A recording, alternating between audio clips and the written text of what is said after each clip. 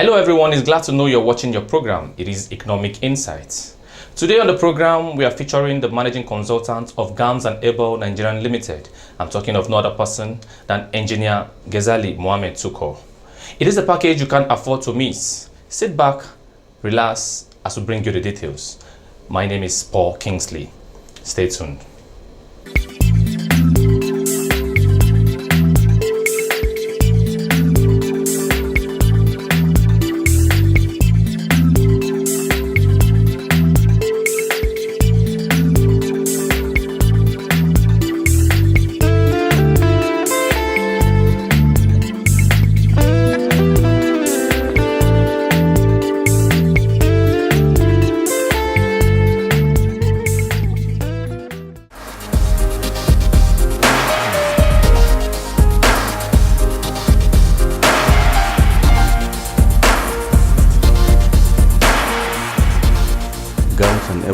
A mechanical electrical engineering company that had been in existence since 1994. But we started the field experience with our staff on August 1994.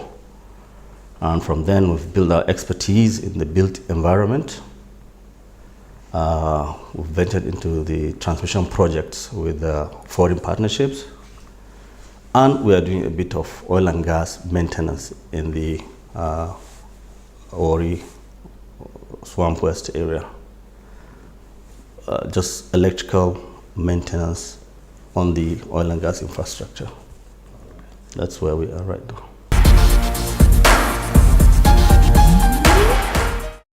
now. Primarily, I've been an engineer with NEPA then. After having my own field experiences, I realized that we were more or less just maintenance engineers. We really didn't have much role to play in creating or fabricating most of the equipment that were being used at that time. As an engineer, you always have this vision, this idea, that what can you do to positively impact on your society? I just felt the environment was not good enough for me to practice what I felt should be as an engineer should do. That's when the decision came with me, and I had to partner with a friend to create an office. Then within that time we had a few engineers, one or two, but over time with with projects and all that, we were able to build ourselves into what we are now. So the interest to have a significant impact in the engineering field is what practically brought me out of the civil service into what we are doing right now.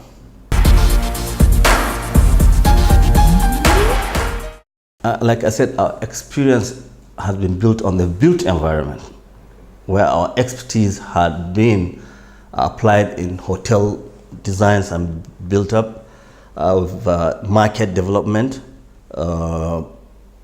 hospitals, residential complexes, and all the works. So we've had all the ranges from the smallest bungalow to a multi-story structure. So we have built an expertise in consultancy in that environment. Now, as an engineer, having the relevant team composition, we're able to expand, like I said, into some power projects, especially with Transmission Company of Nigeria, where we partnered with foreign companies to build up a little bit of expertise at the local content level. Now with this recession, the built environment has really come down. Nothing much is happening in the area. Our expertise has been extended to more of oil and gas maintenance in the oil facilities, oil flow stations. Yes.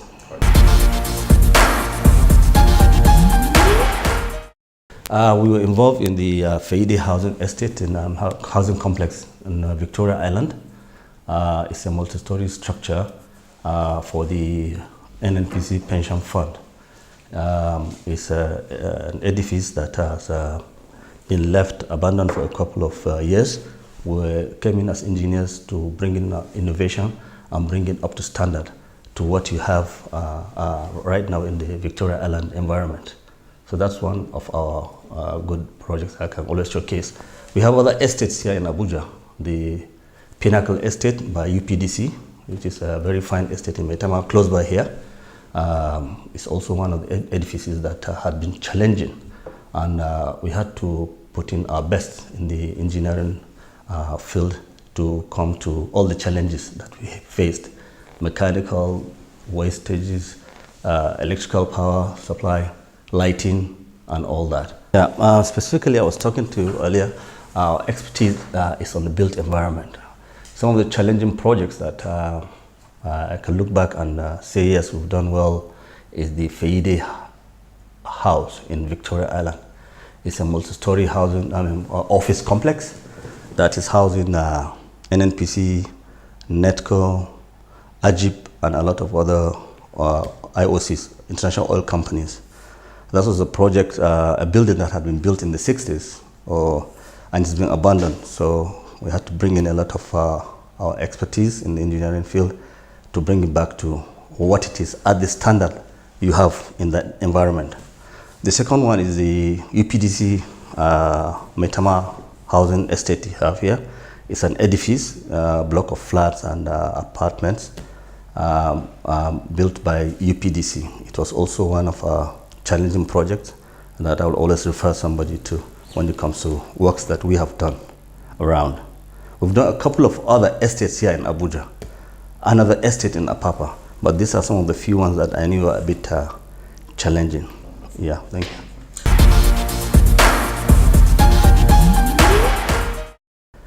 Well, you see, GAMS and Abell have been built over time with the expertise in the field, and we made sure that we have trained engineers.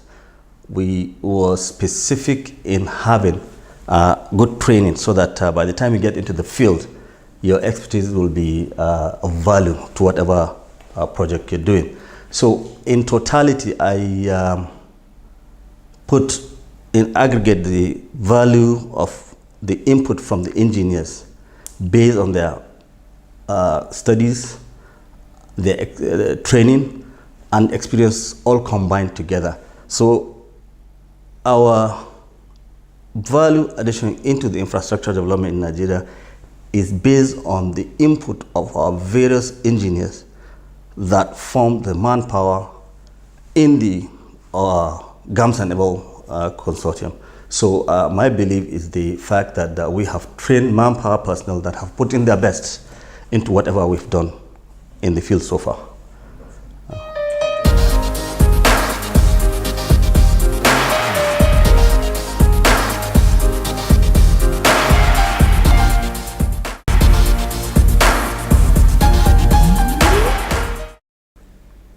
We have beautiful edifices that can be compared to anywhere in the world, but it wasn't built by us. It is not our indigenous expertise that built it.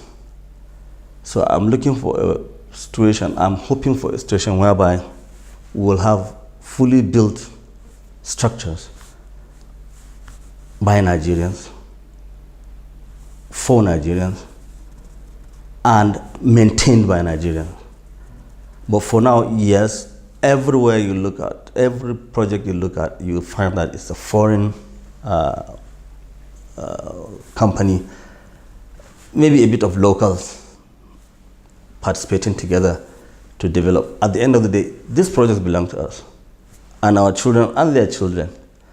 If at the end of the day, we cannot wake up and proudly call a structure ours, then we still have some time, a long way to go.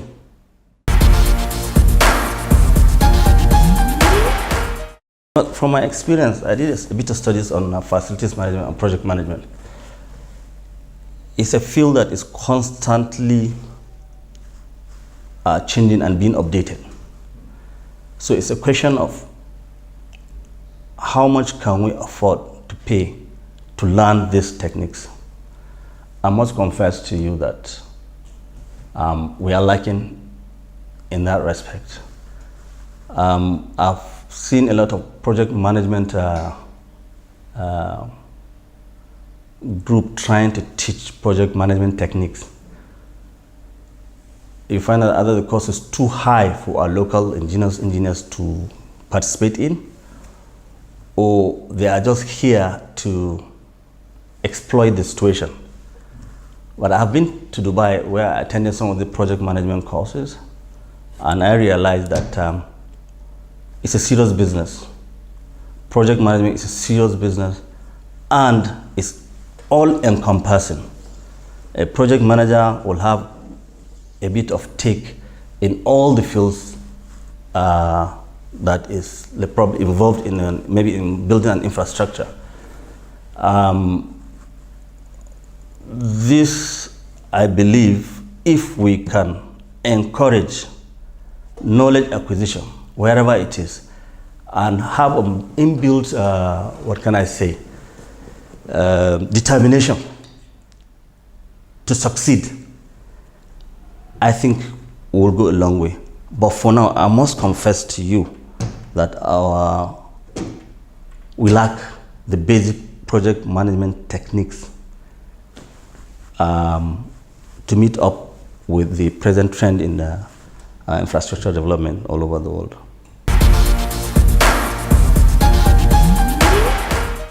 Yeah, the government needs to create an environment where private practitioners will have a PPP arrangement in almost all their projects, almost all government projects.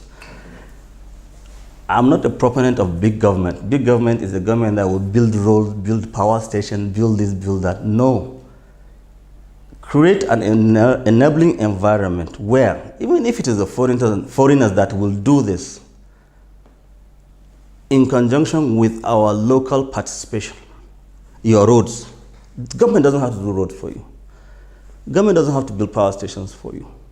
Let them create an enabling environment where the local and the international participation can be applied, even if it means a situation whereby foreign funding can come into it, so that the government will eventually benefit from that investment as a kind of return of investment over time. And then our local engineers, our local citizens will also benefit at the end of the day in terms of project implementation and value addition in terms of whatever remuneration they will get out of the projects. So at the end of the day, having participated in big projects and funded enough to have the capacity to probably execute such a project, I mean, that process can eventually transfer, most of the government big projects to our local indigenous citizens to participate in and probably deliver the whole package at the end of the day.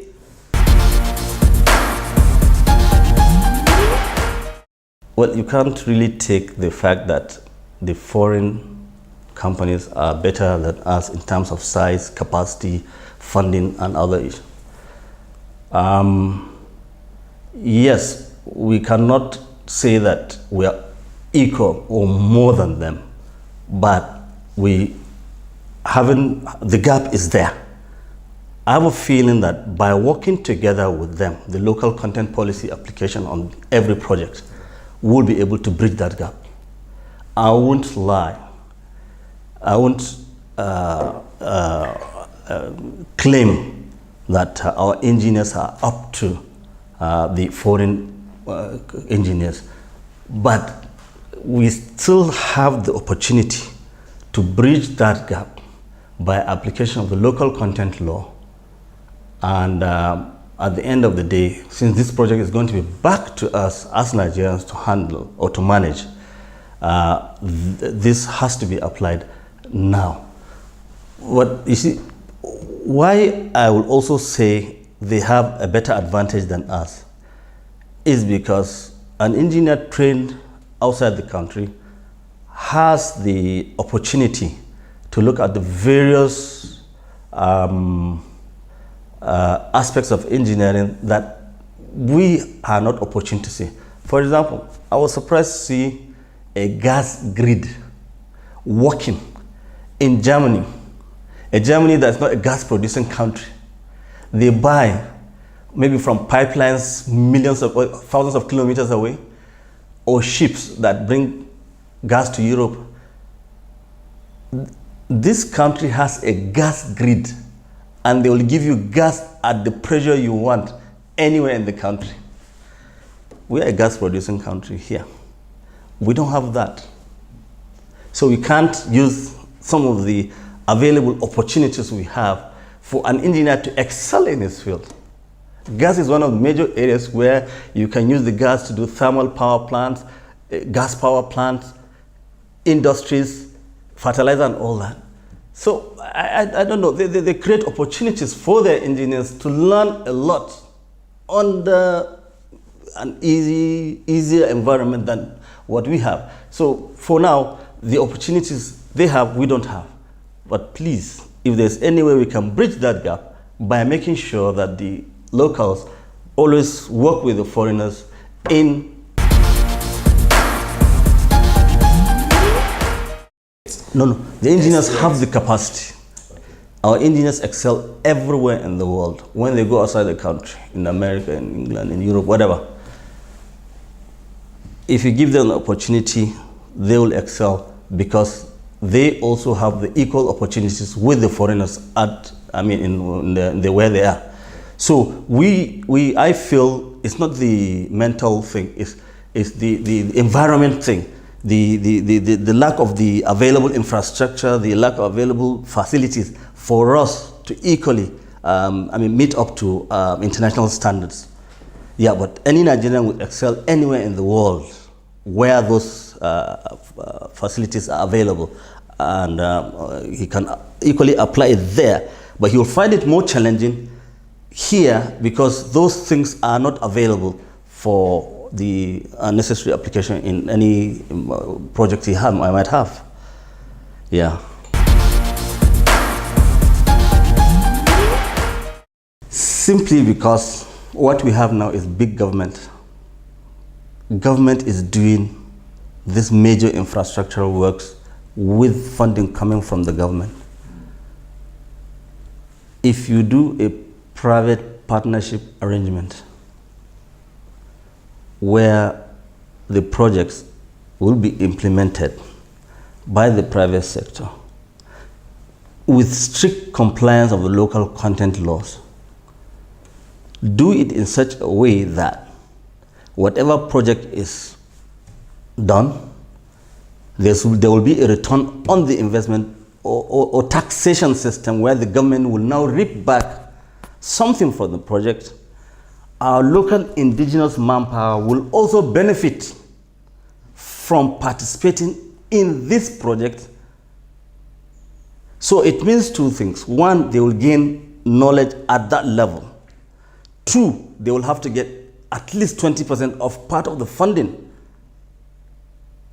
instead of only the foreign contractors getting 100% of it all, eventually repatriating back to the country.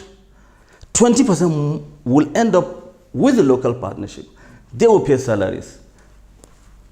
They will buy furniture. They will pay rent. They will pay megad. They will pay drivers. This is how the money will go around. But if the government will just wake up, build a 10 billion naira road, the whole thing goes to a Japanese contractor. He takes his money back to the country. You have not learned, you have not gained. And for you to bring the Japanese to maintain it at the end of the day, you pay hell. So where are we? I'm not interested in big government. Have a private partnership arrangements with your locals. With that, the gain is tremendous. It has ripple effects to our children and our grandchildren. So don't give me projects by government projects. Involve the private sector. Enforce your local content laws. At the end of the day, we benefit. So that's my take on that.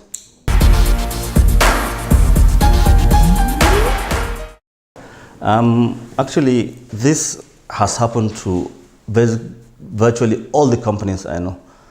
All the private firms that have worked for government, state, federal government, have had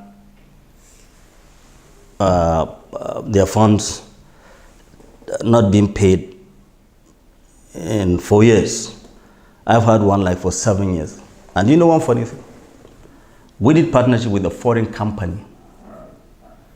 They were paid their foreign content, foreign part. We were not paid our local content. And the white men knew that we were not paid. They said, that's it. It's our country. So, is it the civil service? Is it that nobody cares?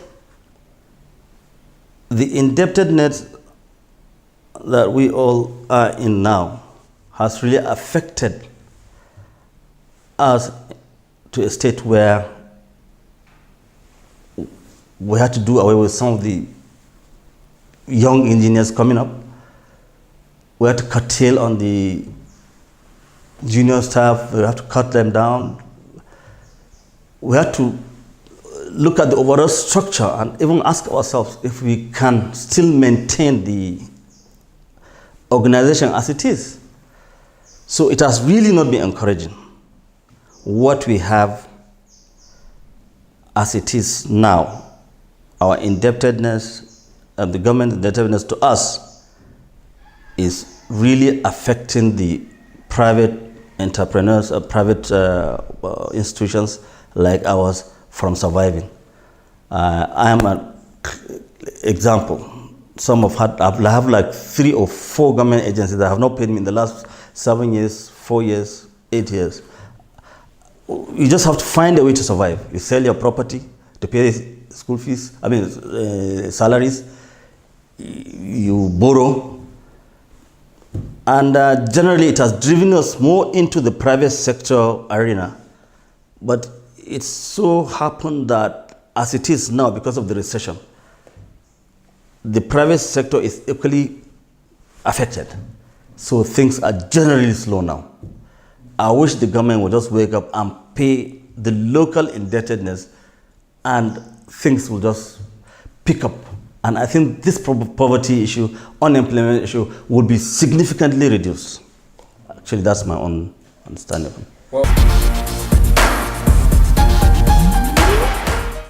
Well, I'm 54 years old. I have a wife and 5 children. I'm an engineer, electrical engineer. I have a master's in facilities management. I enjoy the field of engineering. I enjoy private business. And I sincerely hope, I have 2 children who are engineers also.